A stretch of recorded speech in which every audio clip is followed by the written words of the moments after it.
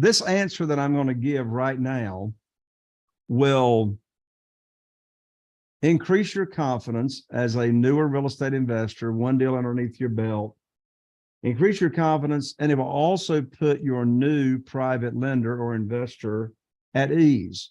Here's the answer. If you, as the real estate investor, doesn't pay them, the property does. That's why we don't allow, that's an important word right there. That comes from a position of authority as well. We don't allow our private lenders to loan us more than 75% of the after repaired value. If you're a real estate investor and are wondering how to raise and leverage private money to make more profit on every deal, then you're in the right place.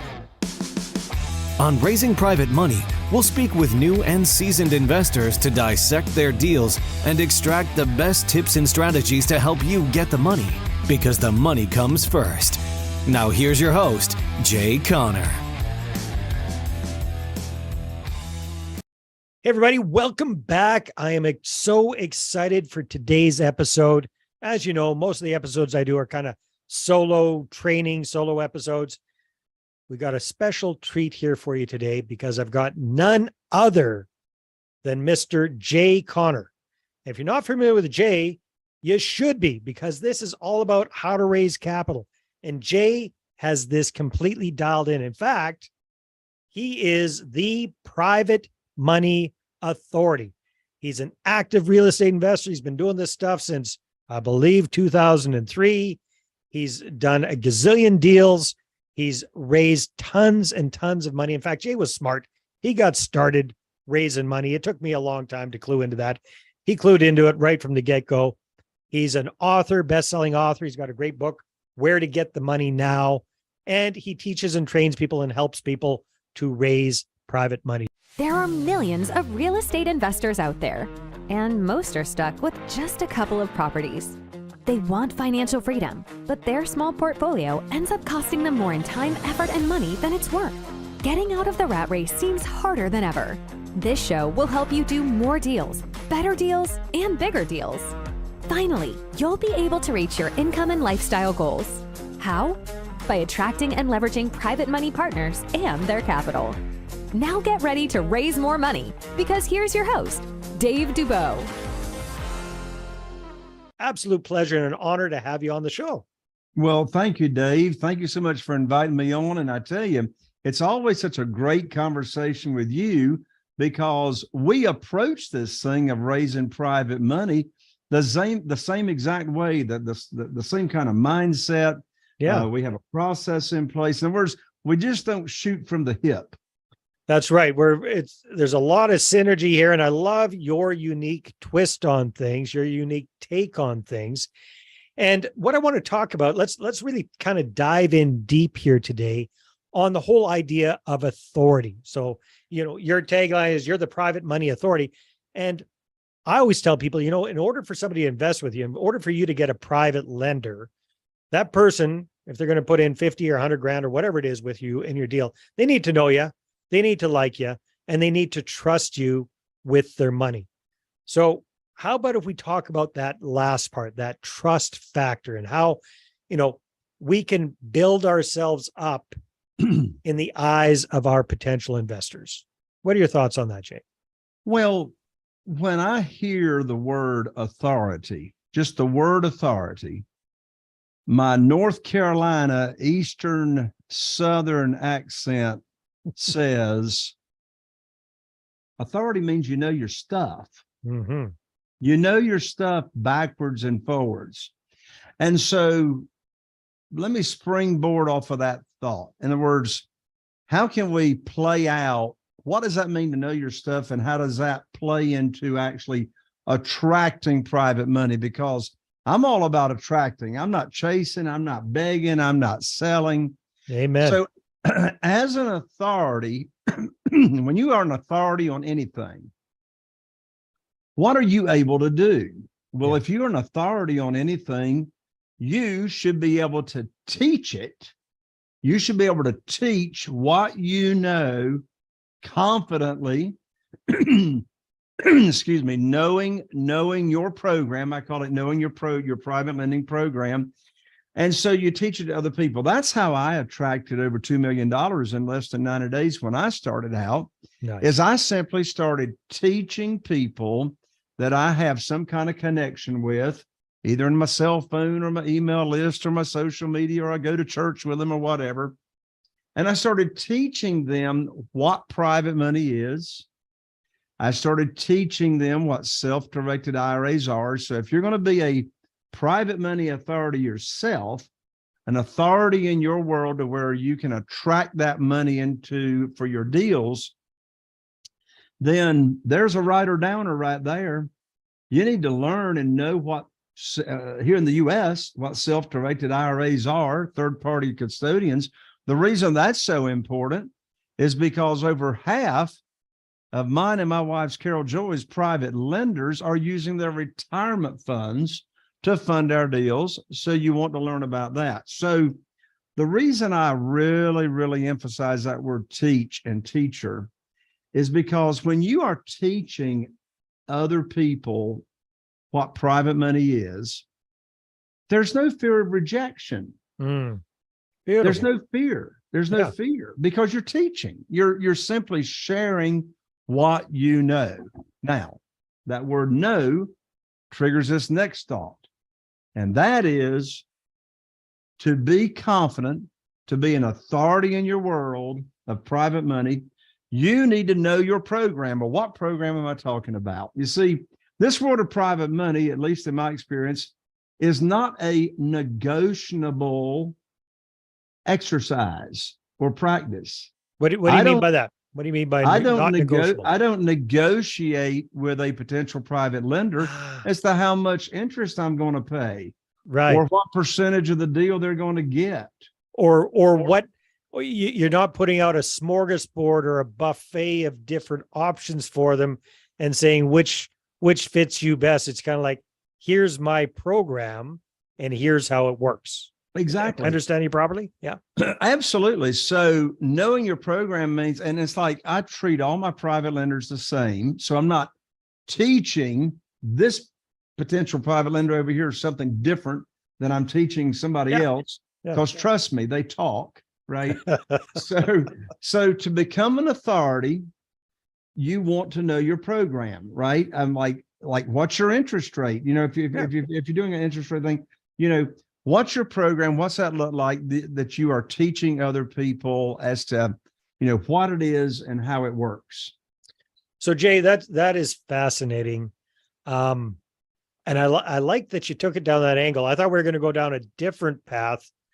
I like your path. Let's rewind a few years then. When you were first starting with this and you talk about teaching people, somebody who's listening to this might think, okay, how the heck do I get the students to pay attention, right? So how do I get people to actually want to learn anything about this, especially in today's Netflix, TikTok, tic-tac attention deficit environment we're in? So what do you suggest to people around that, Jay? The first thing that comes to mind is, how do you get them interested? Well, the same answer is to a different question. How do you start a conversation? How do you start a conversation? And so, you know, if you're just, you know, at a social event, you're out to dinner, you're meeting a friend for breakfast or whatever, first of all, give birth to private money. What in the world does that mean? When you have a baby, what's the only thing in the world you can talk about? Is that baby, right?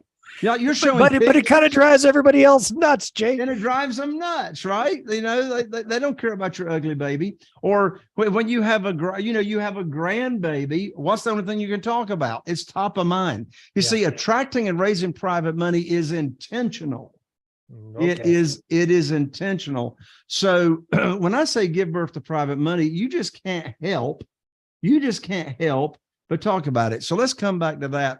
What I was saying, how do you start a conversation with someone about private money? Well, you don't start it with private money. Okay, good. Yeah, because I was saying, I tried that. I sucked wind at it big time back in the day, Jay. So you got a better way, I'm sure. So here's how to start your private money conversation. Yeah. I love did you know questions. Did you know questions? And when you ask a did you know question, you've already set yourself up as maybe not an authority, but you've set yourself up as I probably know something you might not know. Ah, smart. Right. So what So does that look like in the conversation with your buddy over coffee? What is exactly. So here's one of my favorite did you know questions. Did you know there's a way people can earn unlimited money per year tax-free, and then you shut up? And of course, they don't know there's a way. Yeah. They don't like what? What are you talking about? You can earn tax-free money. But when they say no, which they're going to say no, then your next question is, have you ever heard of self-directed IRAs? Of course, they're going to say no. All 47 of my private lenders never heard of private money, never heard of self-directed IRAs until I started the conversation. And so the follow-up question is, you ever heard of self-directed IRAs? Well, of course, they're going to say no. No. And then now here, they just opened the door for you to start a conversation about, well, have you ever heard of a Roth IRA? No. Well, maybe they have. They might have heard of a Roth IRA. That's bounced around a bit. Yep, for sure. Yeah. And so then that leads into me answering the question, well, how in the world could somebody earn tax-free money? And so give them the answer. You set them up. Yeah, I mean, they're sitting on the edge of their seat, getting ready to hear something about making money tax-free. And you say, well, here's the way it works. Roth IRAs, of course, that retirement account is established with after-tax money. So whatever investment return a Roth IRA gets is tax-free. And you can have a Roth IRA actually in a self-directed IRA. Well, let me tell you what a self-directed IRA is, and there goes your conversation, right? Right. So that's your starter. Here's another good starter. Okay. Maybe not as good as that one, but here's another good starter. I tell you, man, I have been looking all over as to where the best places are to invest capital or retirement funds these days. And I have found it. Are you investing in anything these days? Are you in the stock market? Are you anything? I hope they tell me they're in the stock market. Mm-hmm. Because if they tell me they're in the stock market, my next question is, how's that working for you right now? I know the answer to that question. How's that working for you right now? Oh, it's horrible. You know, it's been like this past year and a half. Well, they just opened the door for you to say my next two questions, which was, well, have you ever heard of self-directed IRAs? You ever heard of private money? And then there goes your conversation. Right? Yeah. Off you go. I love it. I love it, Jay. Gosh, I wish I had known you back in the day when I was fumbling and bubbling. Hey, look, I wish I had known me.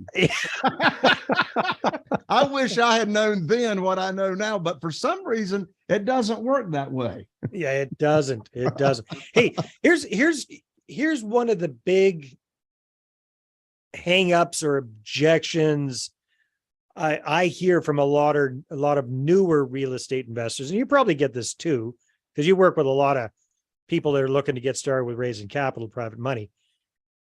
They say, well, Dave, I don't have a ton of experience. I haven't been invested. It's easy for Jay Connor to do this. It's easy for Dave Dubeau to do this.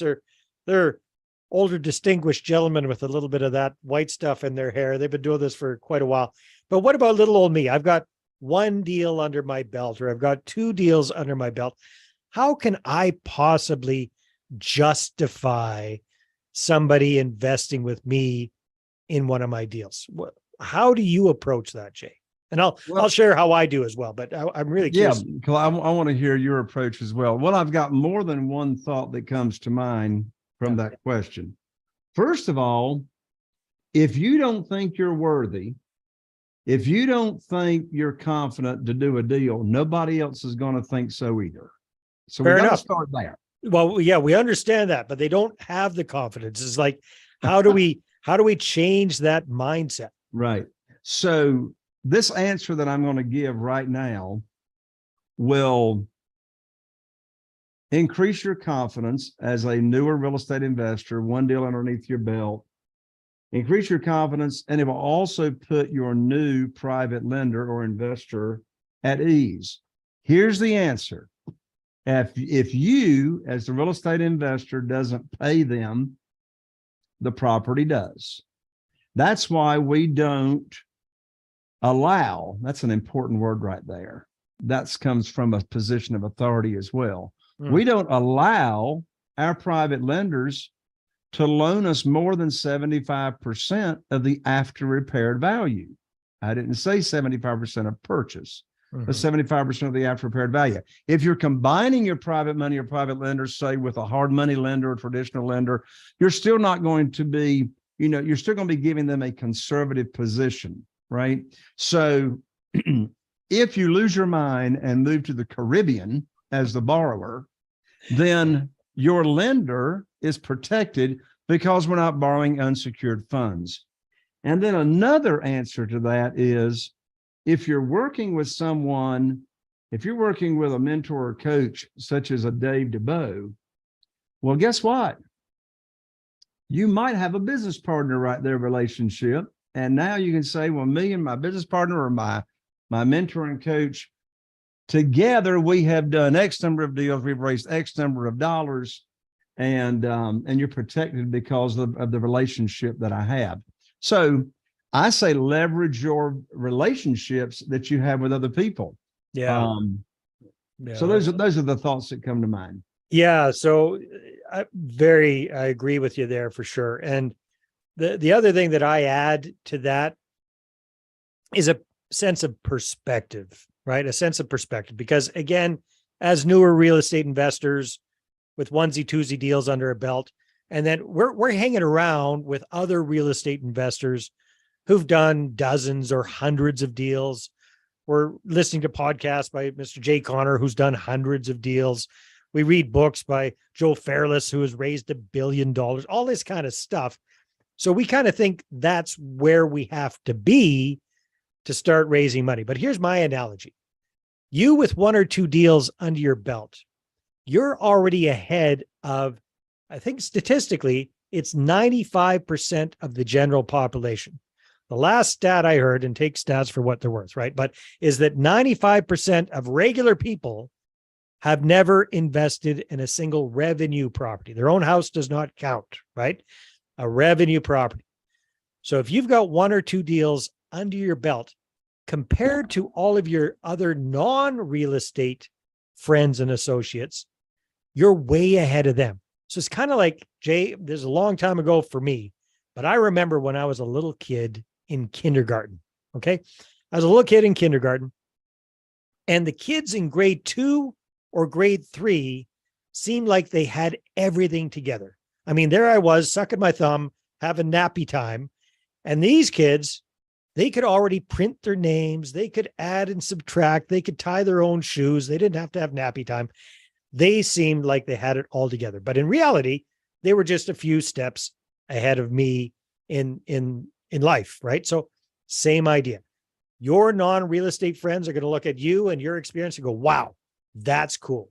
That's pretty impressive. So if you can bring a good deal to the table, and just like you were saying there, Jay, and you can show them what's in it for them for investing with you, they get all the benefit of your experience, of your power team, of your track record, of you doing all the work on this thing, and they get the share in the profits, then it really is a win-win, especially if they're secured on title and they got that cushion of equity in there.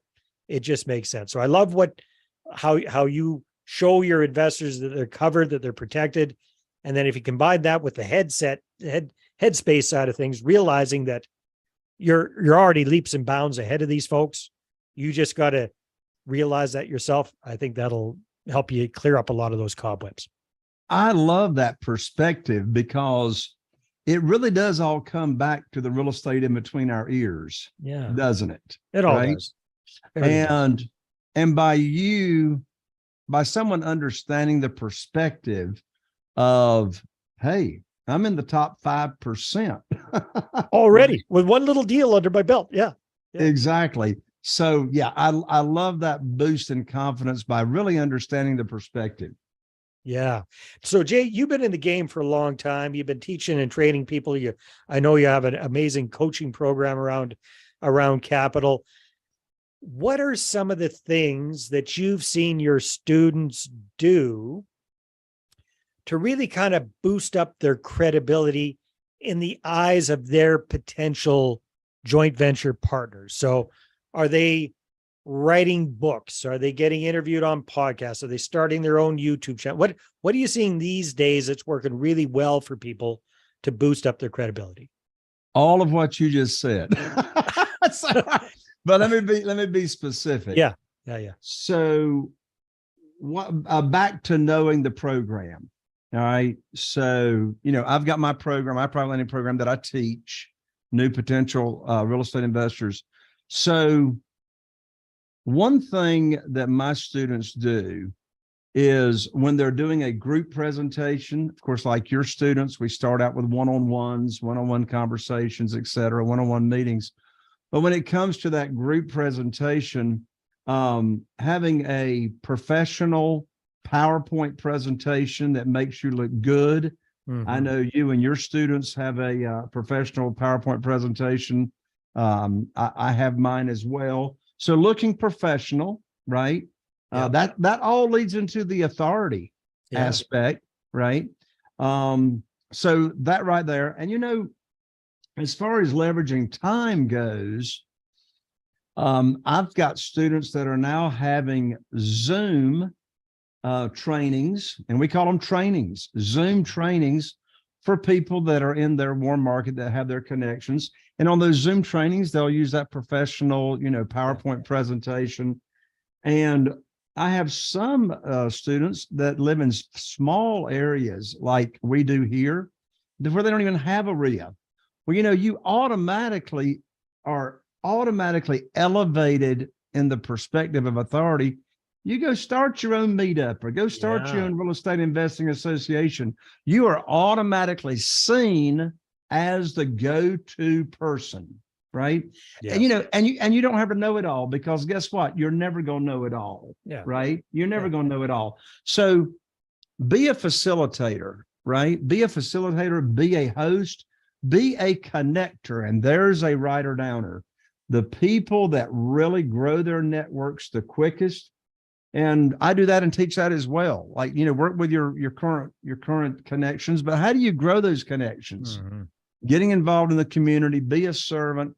But when you are seen as a connector, and when you're at a networking event and you can be connecting someone or just introducing people, like, the Rotary Club's big here in the States as well. If you get involved in the Rotary Club, you see somebody new visiting, take it upon yourself to be the person that adopts those new people that are visiting. And I tell you another thing, Dave, to really set yourself up as an authority, to have the credibility, join BNI, Business Networking International. I have raised millions in BNI. I've got students that raised literally in the millions from Business Networking International, and volunteer to be the education coordinator. You're going to have the stage and a spotlight 10 minutes every week to give a 10-minute or 5 or 10-minute talk on how to be a better networker, right? It's just like Jesus himself said, the last to be first and the first to be last. You lead with a servant's heart and you volunteer in these organizations, you automatically are elevated to the top. Well said, my friend. I love all of that advice. Very, very, very wise. Especially the RIA. I always tell people about that up here in Canada. So in the States, RIA is a real estate investment association. Up here in Canada, we usually call them real estate clubs, real estate investing clubs, or real estate meetups. Same exact idea. Go there. If you don't have one in your area, start one. But if you do have one in your area, here's a insider tip. It's usually just a couple of people carrying the load for that club. So if you go in there with the servant's heart, like Jay's talking about, and you help out, so don't just be a passive attendee. If you're super introverted, if you're super shy, no problem. Be the person who just takes registers people at the beginning of the meeting. Just get your face there, get comfortable. And eventually you get up to the point where, even if it's just standing up when it's talking about deals that are being offered or opportunities or success stories, just share a little bit there so people can see that you're active, that you're a mover and shaker. Because here's another thing I found, Jay. I really want your perspective on this. RIAs and real estate clubs are awesome because everybody there has already drunk the real estate investing Kool-Aid, right? They're all on board with real estate investing as the way to go. But the 80-20 rule almost always comes to play. 20% of people there are actively doing deals and doing stuff. 80% of people aren't. They're sitting on the sidelines. They're too scared. They're too lazy. They're too busy. They're too whatever. They aren't doing it, but they want to. So if they know that you're a mover and a shaker and you're doing something, that is one of the best ways to grow your network and get a shortcut to joint venture partners. What's your experience been with that, Jake? What do you think? Absolutely. Yeah. Absolutely. I mean, just by being a volunteer in those organizations, you're going to be automatically rubbing shoulders with the movers and shakers. Yeah, man. Yeah, exactly. And I love your idea. Volunteer to, check people in at the beginning of the meeting. Well, if you volunteer to check people in at the beginning of the RIA meeting, you got to be there before everybody else. So guess what? You have just automatically made yourself be in a position to where you get to meet everybody. That's right. Right. Yeah. Instead of coming in right when the meeting has started and then, meeting's over, people are ready to go home. What a great way to network and rub shoulders with the movers and shakers and everybody. If you're right there saying, welcome to the meeting and signing them in. I love it. I love it. Jay, we're going to wrap this up here pretty quick, but you've been doing podcasts for a long time. As a host, I think you got 2 shows. Or do you have 2 shows? No, 1 show. I'm not crazy. One like show. Okay. you. Yeah. I'm a glutton for punishment. I've got 2 shows, this one and my other show, but I know you've hosted. I know you've interviewed tons of people. I've had the honor and the pleasure of being on your show. Thank you very much for that. But talk to us a little bit about being a guest on other people's show. Do you see that as being a valuable way for people to kind of build up their credibility? Not just expand their network, but be able to show that off to their existing network. Say, hey, I just got interviewed on Jay's show. Go check it out. What are your thoughts on the whole podcast Absolutely. thing? I mean, podcasting, whether you're the host or whether you're the guest, automatically for the host and the guest, automatically elevates your credibility, right? Sort of like being the author of a book. Yeah. I know your students, you have a way for them to get their own book and their own credibility. I do as well. So anytime that you can do these types of things, be a guest on a podcast, that's going to boost your credibility like instantly. And if you're a guest on the podcast, the host is going to send you the link to that recorded. And guess what? You've got that in perpetuity. That's evergreen. You can share that with your potential private lenders that, as you are, networking and et cetera. That's right. That positions you. So I'll just do a shameless plug here, you guys. Right now you're watching our How to Raise Capital 101 show. If you're interested in being a guest on my other show, the Property Profits Real Estate Podcast, then I'd love to interview you. You can check that out at daveinterviewyou.com. I'd love to have you on as a guest on that show. Now, Jay, as we're wrapping things up, I'm sure a lot of our listeners, a lot of our viewers, a lot of our followers are going, that Jay guy sounds pretty smart. I'd like to get me some more Jay. How can people do that? Absolutely. But first of all, I want to make sure that everybody knows that my name, Connor, I'm an ER, not an OR, JAYCONNER, Jay Connor. So there's a couple of ways to stay connected with me. First of all, I have recently finished writing my private money guide, which is called 7 Reasons Why Private Money Will Skyrocket Your Real Estate Business. You can download it for free at www.jayconner.com/money guide, jayconner.com/money guide. And in addition to that, my own podcast, I'd love for you to follow me and check me out. Guess what the name of my podcast is? Raising Private Money with Jay Conner. Very, very easy to find no matter what platform that you like to follow podcasts on. But yes, come listen to the show, watch the show. We're on YouTube as well, but check us out on iTunes, Raising Private Money with Jay Conner. Awesome. And I'll make sure, Jay, that we've got all those links in the show notes. So if you can't remember all that stuff, just check out the show notes, click on the links. That'll take you to all things Jay Conner. Mr. Conner, as always, my friend, it is an absolute pleasure. I always love talking with you. I took notes. I learned stuff. We had fun. We're talking about raising private money. Doesn't get any better than that. Thank you so much for being on the show. I truly appreciate it. Thank you so much, Dave. God bless you. All right, everybody, take care, and we'll see you on the next episode. This episode is brought to you by moneypartnerformula.com. Our Money Partner Formula service allows you to raise all the private capital you need to do all the deals you want while we handle the hard stuff. We offer reliable and affordable done-for-you marketing services that get you investor meetings booked without all the work. So go ahead and check out the website right now, and then feel free to schedule a call with me, and let's take your portfolio to the next level. Again, that's moneypartnerformula.com. Watch investor meetings pop up in your calendar. We handle the rest. Are you feeling inspired by the knowledge you gained in this episode? Then head over to jconner.com/moneyguide. That's jconner.com/moneyguide and download your free guide that shares 7 reasons why private money will skyrocket your real estate investing business right now. Again, that's jconner.com/moneyguide to get your free guide. We'll see you next time on Raising Private Money with Jay Conner.